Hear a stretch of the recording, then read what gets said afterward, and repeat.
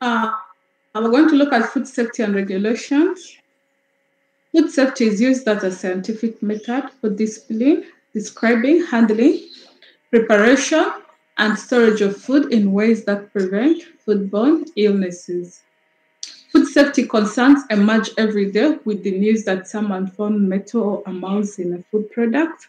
A nationwide outbreak of foodborne illness is causing death, or the findings that high level of arsenic are present in the apple juice or rice.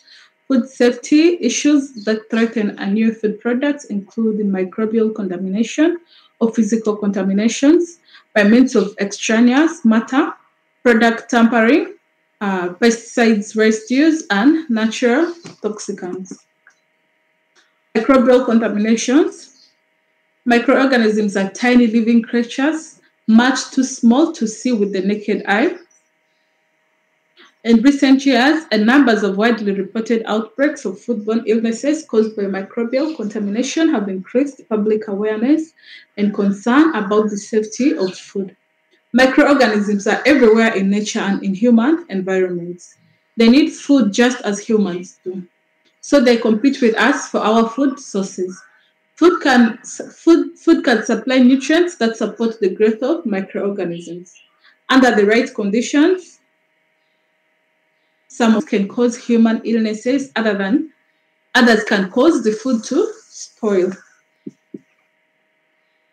Growth and prevention of microorganisms. Microorganisms are everywhere. When fruits, vegetables, and other crops are harvested, and when livestock are slaughtered or milk is taken from cows, microorganisms are present. Further contamination occurs as commodities move through the food system. Microorganisms grow rapidly. A single microorganism can quickly grow into a large load. One becomes two, two becomes four, four becomes eight, eight becomes 16, and just so on. This is called the logarithm growth. The time it takes a bacterial cell to reproduce is called the generation time. There are four distinct phases that occur in the growth curve. The log phase or growth phase, the stationary phase, and the resting phase, then the death phase. Bacteria need about 4 hours to adapt to a new environment before they begin rapid growth. In handling food, this means we have less than 4 hours to make a decision to cool the food or heat it or even eat it. For example, when chickens arrive at the dock of a fast food outlet, at a restaurant, or at your home, you must decide whether to heat or to refrigerate them at a low temperature. Chicken freeze at 28 degrees Fahrenheit for a short period of time, or to wrap and freeze the chicken for longer storage. If you don't decide, the bacteria will enter the log phase of growth, multiplying rapidly, causing food to spoil or create an opportunity for foodborne illnesses. Spoilage bacteria produce the slime, toxins, the off colors, and others associated with food spoilage in the log phase of growth. Pathogenic bacteria can grow and produce large amounts of toxic compounds, and these are usually not detected by odors, flavors, or etc. Remember, the 4 hour bacteria remain in the log phase is approximate and cumulative. As microorganisms grow, they tend to form colonies of millions of individual cells. Once a colony forms, the food available to each cell is limited, and excretions from these millions of cells become toxic to a microbe. This is the stationary phase. Then some of the cells now begin to die at the death phase. A food product that starts with 100 microorganisms per gram may have a shelf life of 12 days before it develops the off odors, the slime, and spoilage. When the initial number is 500 grams, the shelf life of that same foodstuff may be shortened. Because so much depends on the initial number of bacteria, the temperature, the handling practices, and a specific shelf life for a category of food products is difficult to determine. Yeah, The more that the microorganisms are in a food, the shorter the lifespan. It goes spoiled, like it gets bad easily. But if there are fewer microorganisms, meaning as the reproduction process goes on or the multiplication process goes on, since there are fewer, it will take longer for the food to what to go spoiled completely. And then good personal hygiene, sanitizing equipment, controlling temperature, and using chlorinated water where possible are all practices that help keep initial numbers low. Nutrients, like all living things, bacteria require food to live, but they need only very small quantities. Some protein or fat left on the wall of a processing plant, grease on the blade of a knife, or food residues on the wheel of a car opener or on a cardboard are a feast for microorganisms as well as for larger pests. Requirements for the support of microorganisms, they will need acidic or basic conditions. Every micro optimal pH or acid concentration for growth. Yeasts and molds favor more acidic conditions than bacteria. And then they will also need time. Some microorganisms grow faster than others under ideal conditions. Certain bacterial populations can double. Certain bacterial populations can double in as short as 9 minutes. Others require hours. Bacteria that reproduce most quickly will dominate. And next is temperature. They also need temperature to grow. The temperature is probably the single most important factor in preventing microbial food spoilage. Generally speaking, the cooler the food is kept, the longer the shelf life it will have. A thermometer in the refrigerator is a necessity. Maintain the temperature at 35 to 40 degrees Fahrenheit. Remember, however, that some foods such as tomatoes and lettuce will freeze or be damaged at 32 to 33 degrees Fahrenheit. Different bacteria require different temperatures for maximum growth. Some bacteria will grow at refrigerated temperatures, others will grow at moderate temperatures. Warm loving bacteria grow at temperatures above 140 degrees Fahrenheit. At temperatures above and below the optimum, they grow and reproduce at a slower rate. Food spoil best at environmental temperature of 70 to 100 degrees Fahrenheit. A good rule of thumb is to double the shelf life of a food that needs refrigeration. Lower the temperature to 18 degrees Fahrenheit. That is for every 18 degrees Fahrenheit decrease in storage temperature. Food will last twice as long. And next is these bacteria need oxygen. Microorganisms are considered aerobic if they can use oxygen, anaerobic if they grow best without oxygen, and facultative if they can grow well with or without oxygen. And then they also need moisture. All living things require moisture, and bacteria are no exception. Perishable foods requiring refrigeration usually have very high moisture content. Moist food left over for long periods of time provides adequate moisture for bacteria growth. Bacteria needs water because their only means of obtaining food is by absorption, similar to that of a sponge. This process cannot be accomplished without moisture, which explains why foods such as dried milk, dried soups, and cereals do not spoil microbiologically. The organisms are there, but they can't eat. Next is the physical contamination. Under physical contamination of foods can occur during storage or processing. Commons in food are glass, insect parts, machine fillings, or metals, and debris from fields such as rocks or sticks. Quality control checks should be in place to eliminate the risk of contamination. For example, a plant making apple cider may need to have an inline screen or filter to prevent species of apple, seeds or cores or stems from getting into the product. Screens or filters come in sizes depending on the nature of the product being made. If the screen is the only barrier to physical contaminants, it should be examined often for integrity. Metal contamination can be detected using an inline metal detector after packaging. Metal can integrate into foods through their processing in or out on metal equipment.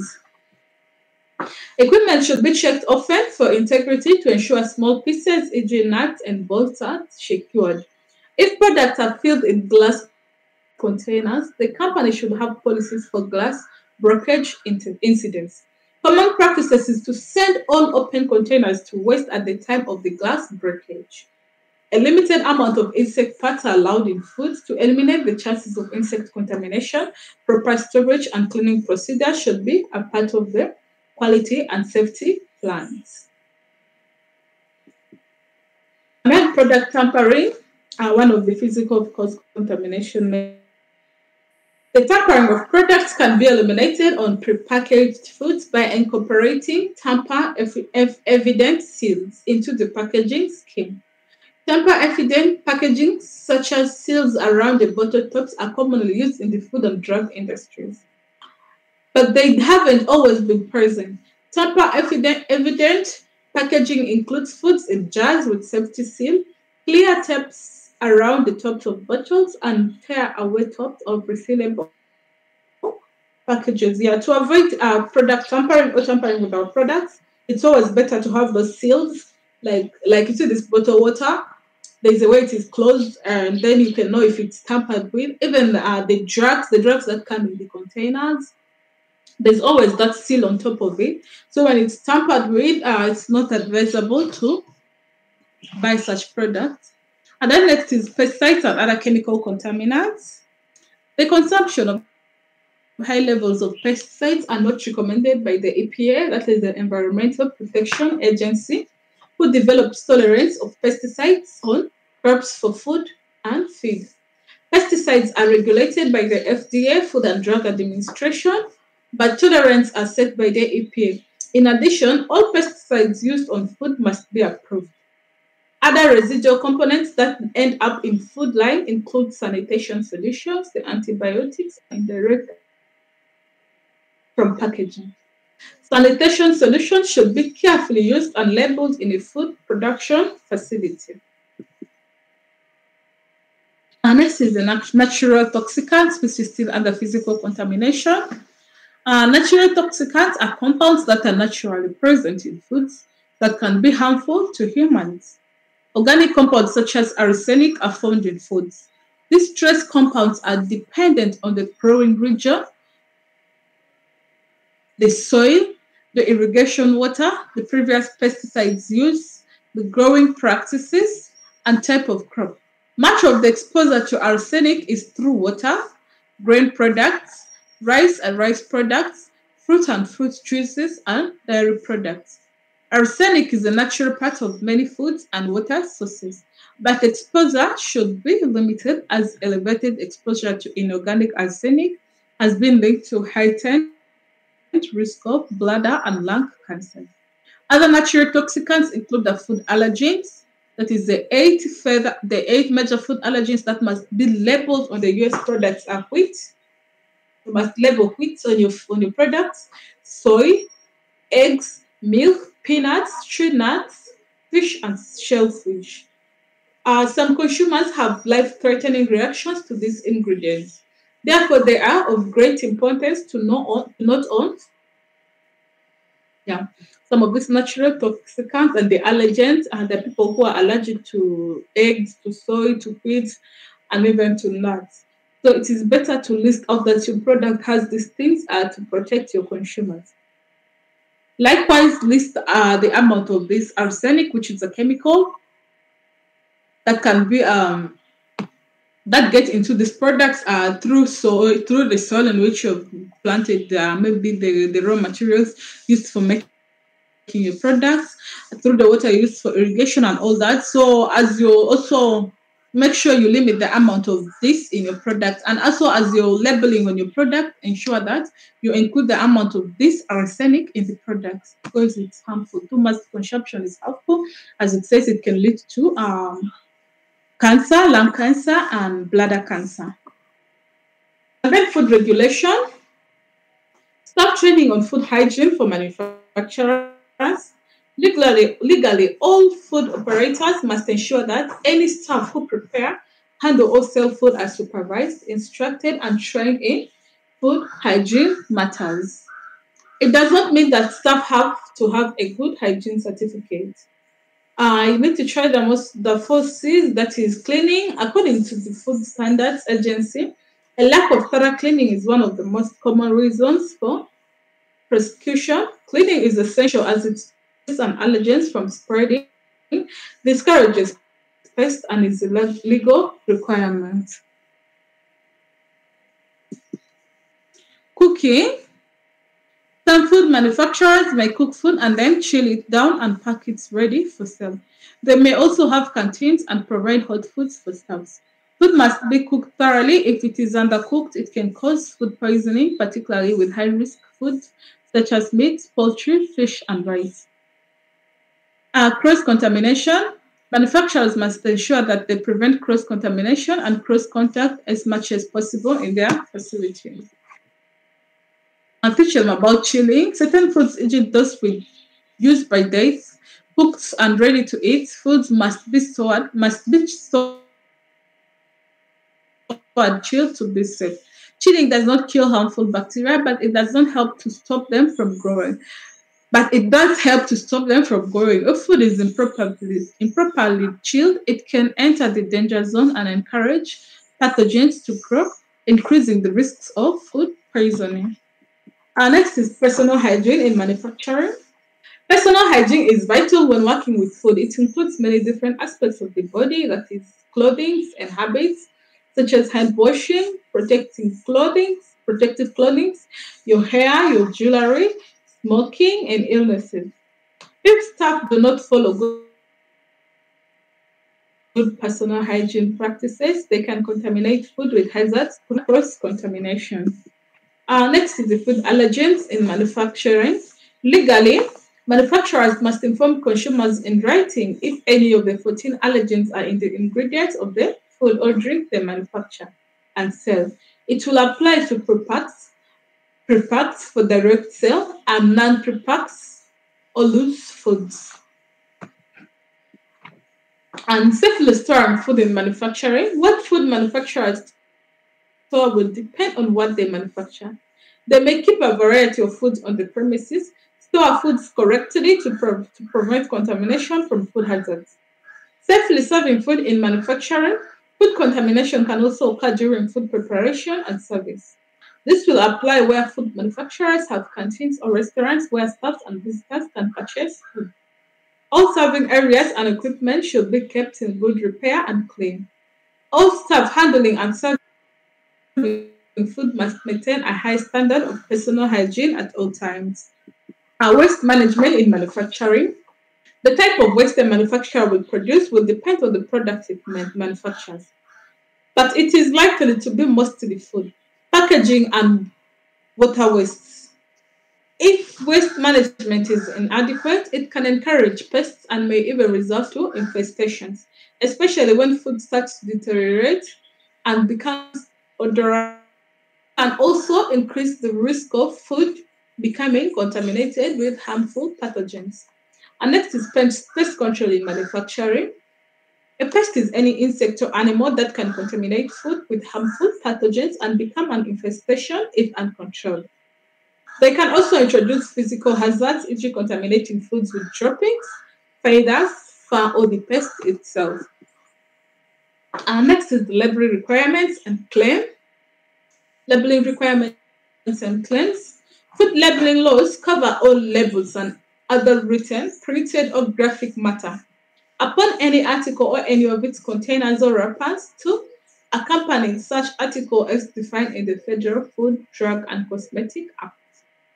Packages and their labels should enable consumers to obtain accurate information as to the quantity of the contents and they assist value comparisons. A label is defined in the Federal Food, Drug, and Cosmetic Act as a display of written, printed, and graphic matter upon the immediate container of any article. Parts of the food label. To sell a retail product regulated by the FDA, the product must contain five components. One is the statement of identity. Two, it must have the statement of net content. Three, it must have the nutrition facts. Four, it must have the ingredient statement with allergen labeling compliance. Five, it must have the name and address of manufacturer, packer, or distributor. A food label can be separated into several sections, each one with specific information and requirements. These sections include a principal display panel, an information panel, and an optional panel.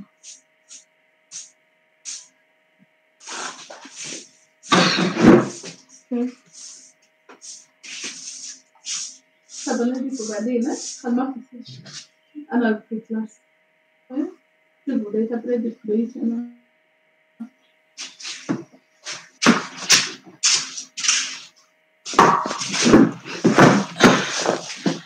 Sorry. I was saying a food label can be separated into several sections, each one with specific information and requirements.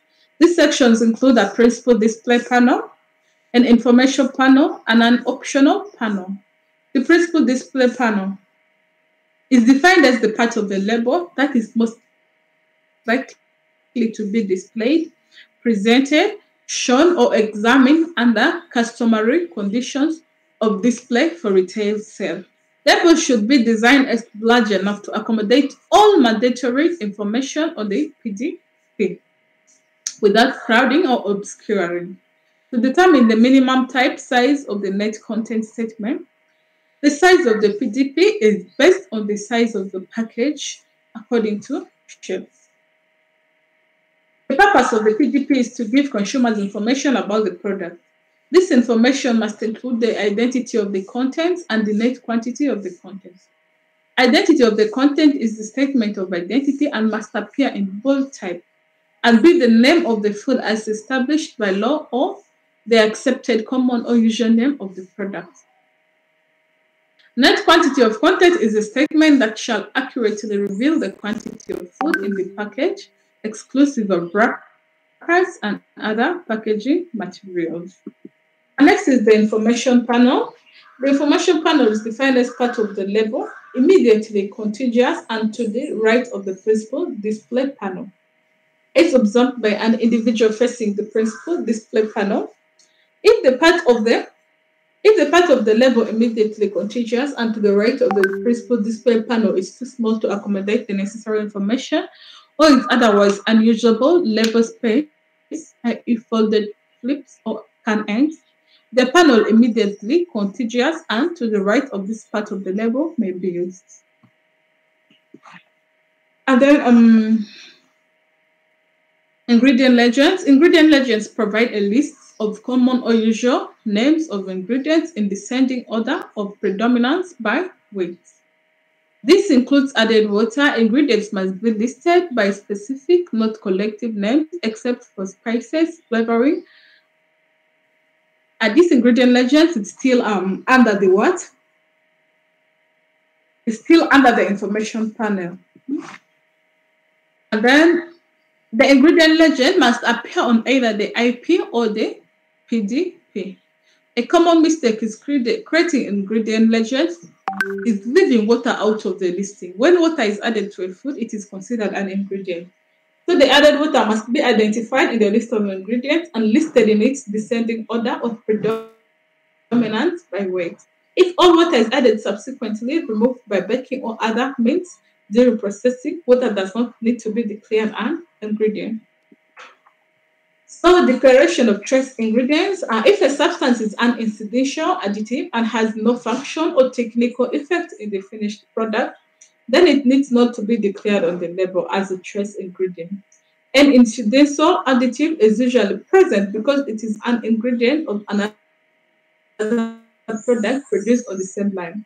Sulfates are considered to be incidental only if present at less than 10 ppm.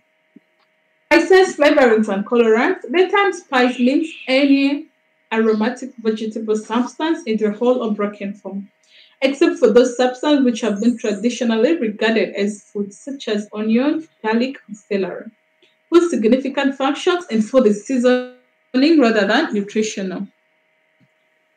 Essence flavorings and colorings may be listed by the collective terms spices, flavoring, and colorings, respectively.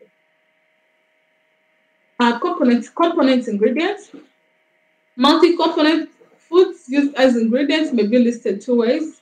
One is the parenthetical listing, or two is the order of predominance. In parenthetical listing, the ingredients may be declared by its common or usual name, followed in parentheses, right? A list of its ingredients used in the formulation, e.g., the tomato, vinegar, corn syrup, all that. Using order of subcomponents present in several ingredients may be combined and listed in their proper order of predominance. This requires the percentage of each component in a multi-component ingredient be known. The proper order of predominance can be determined. Artificial flavors, fats and oils and preservatives. Artificial smoke flavors must be declared as artificial flavor or artificial smoke flavors. Next is the manufacturer, packer, or distributor statement. The name and place of business of the manufacturer, the packer, or distribution of the food must be on the label. It must appear either on the PDP or on the IP. According to labeling regulations, the ingredient statement and the name and address of the manufacturer must be adjacent with no intervening material. Include the street address, the city, the state, and the zip code. And then optional panel, the last one, the last part of label is the optional panel. This panel is to the left of the principal display panel and provides space for items such as company story or history statement, the UPC barcode, and nutrition information.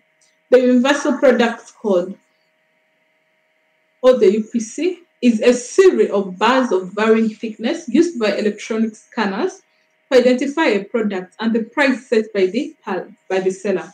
This barcode is a 12-digit all-numeric code that uniquely identifies one item. The code contains 4 parts. The first digit represents the manufacturer's retail category or function.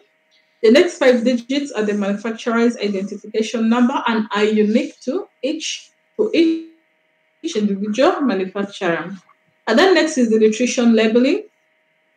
And to provide uniformity in labeling among the food industry, the US Congress and the FDA took action in 1990, which resulted in the Nutrition Labeling Education Act. This act is designed to provide consumers with necessary information to make informed and wise decisions about their diet and to give food processors the incentive to improve the nutritional quality of their product. NLEA authorizes preemption of any existing state regulations and also authorizes states to take action in the federal courts to enforce the labeling law. Nutrition Facts Panel. The Nutrition Facts Panel may be presented on any label panel where the total surface available for labeling is 40 or fewer square inches. There are a few formats used to display nutrition facts panels. These formatting differences allows for companies with small packages to have flexibility when declaring the nutrition facts. The standard format is the most commonly used format. The tabular label is the horizontal rendition of the standard format and can be used for packages that are better weather than they are told. Then the daily values. The daily value percentage seen on nutrition facts panels are based on the daily reference value and recommended daily intakes. These values assist consumers in interpreting information about the amount of a nutrient that is present in a food and in comparing nutritional values of food products. The DRVs are established for adults and children 4 years of age or older. SR RDIs, with the exception of protein. DRVs, are saturated fats, for cholesterol, for total carbohydrates, for dietary fiber, for sodium, potassium, and protein. The RDIs are provided for vitamins and minerals and for protein for children less than 4 years of age and for pregnant and lactating women. In order to limit consumption confusion, however, the label includes a single daily value term to designate both the DRVs and RDVIs. Next is claims. Companies that make claims on their packages attempt to catch consumers' attention or differentiate their products by demonstrating the nutritional, health, or function of their products. Claims should be carefully chosen by companies in order to eliminate the chance of FDA seizures due to misbranding and misleading customers about the benefits of the product. The two types of claims covered in this chapter are nutrient content claims and health claims. Yeah, we always see on these products that we buy from the market, there are some that always include the health claims. Maybe when you take this product, it lowers your blood pressure, it lowers your sugar, and all that. Yeah? Nutritional claims, maybe they claim that these products are high in omega 3 or omega 6 and all that. So they're saying to avoid to be captured or to be around or by to avoid your products being taken off from the market by the FDA, make sure you give right claims. Don't write what is not there in your product. Because if they go to the lab and test and find these things are not there, it will be another charge on you. Yeah. And then the nutrient content claims. An implied claim is a statement that leads a consumer to assume or perceive something about a product. When the label contains a nutrient content claim, a statement referring to the consumer to the nutrition label is needed. The nutrient content claim should have a type size no larger than 2 times the name of the products. And then the health claims. A health claim is any claim made on the label or in labeling of a food that characterizes the relationship of any substance to a disease or health-related conditions. The implied health claims include those statements, symbols, or other forms of communications that suggest within the context in which they are presented that a relationship exists between the presence or level of a substance in the food and a disease or health-related condition. To help prevent the display of false claims, the NLEA established claims about foods that are linked to health benefits. Another accuracy of claims are added nutrient and fortified or fabricated foods, that is class 1, must present 100% more of the label declaration.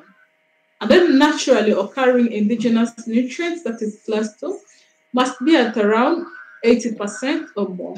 Other matters such as calories, sugars, total fats, etc., must be no more than 120% of the label declaration. Yeah, that's the end of the first session. Thank you so much.